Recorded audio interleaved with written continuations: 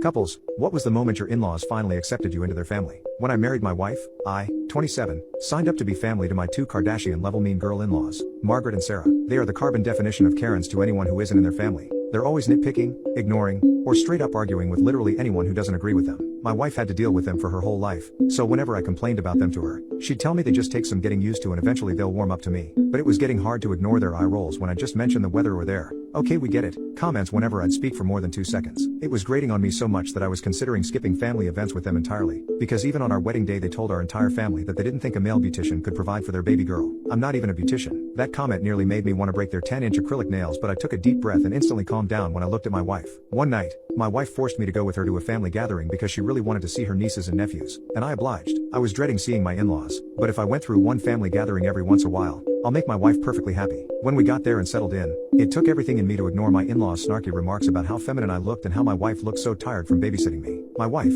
being the angel she is, quickly put them in their place and told them that I made her happier than she'd ever been, and it was best to stop yapping about me. They clearly took her advice because they found their new topic to rant about now: their disgusting skin. Margaret was ranting to Sarah about how she shouldn't be decaying at the age of 50, and that her wrinkles were starting to get embarrassing. She even sighed loudly and said, "Don't even get me started on these random polka dots on my skin." Sarah even joined in and said she hated her acne that literally were stuck to her skin since she was 14 years old, and our nephews were starting to make her look just like Margaret. I almost laughed loudly to that, because usually they're always bragging about how good they take care of themselves, but in reality they look like they're 50 years older. But since my main goal of the day was to survive the night like I was in Five Nights at Freddy's, I shut my male beautician self up before they point at me and claim I was mansplaining. They even started whining that skincare is a scam and they were even considering Botox at this point. I kind of rolled my eyes at that one, because if they had just tried to give me a chance, maybe I could have helped them. But I stayed quiet, and survived that night. But sadly, my wife dragged me to another one for Easter, and I made sure to keep myself near the kids this time. I couldn't deal with their snobby attitudes another time, and the kids really helped me keep my cool. My wife, though, couldn't stop ranting about me like some proud mom,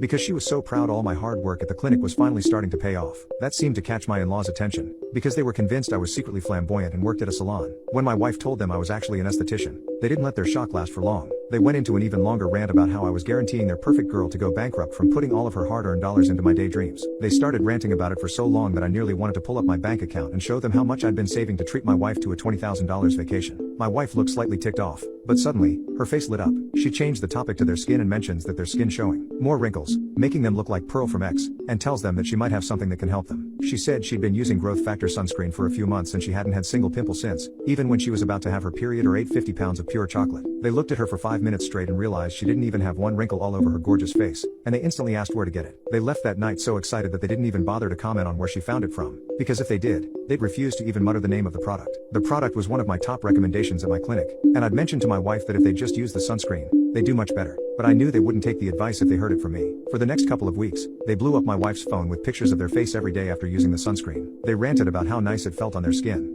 and how their makeup didn't even get messed up when they put it on, and begged her to tell them where she got it from. I almost felt like cackling anytime they called and completely ignored my hellos because I was literally saving their lives, but my wife kept it a secret for my sake. The next time we saw them, their wrinkles were nearly gone completely. Margaret started to look like she was in her early 40s, and don't even get me started on how Sarah looked like she'd never worried a day in her life. Their skin started to look like actual skin, instead of some toddler's colorful masterpiece. They couldn't stop raving about the sunscreen that night, begging my wife to stop the secret so that they could send a gift basket to whoever she got the idea from. I could tell from the look on my wife's face that she had devious plans, and as soon as she opened her mouth, I saw them. She innocently told them that I was the one who recommended the growth factor sunscreen. It was actually my top recommendation at my clinic. Margaret nearly dropped her cup of coffee on her lap and Sarah started gripping the seat so hard her nails started to bend. I could tell they didn't expect that I actually knew what I was doing at my clinic, but they looked at me in a different way for the first time. I knew it took all of their pride to mutter out a thank you that night, but something shifted from then on. They started to text me often, asking me what skin products were good for them, and they didn't even mind telling me I was good at what I did. At family gatherings, they even listened to me speak longer than a minute, until they eventually did get their maximum of male speaking hours done with. I actually started to enjoy their company, because although they were annoying,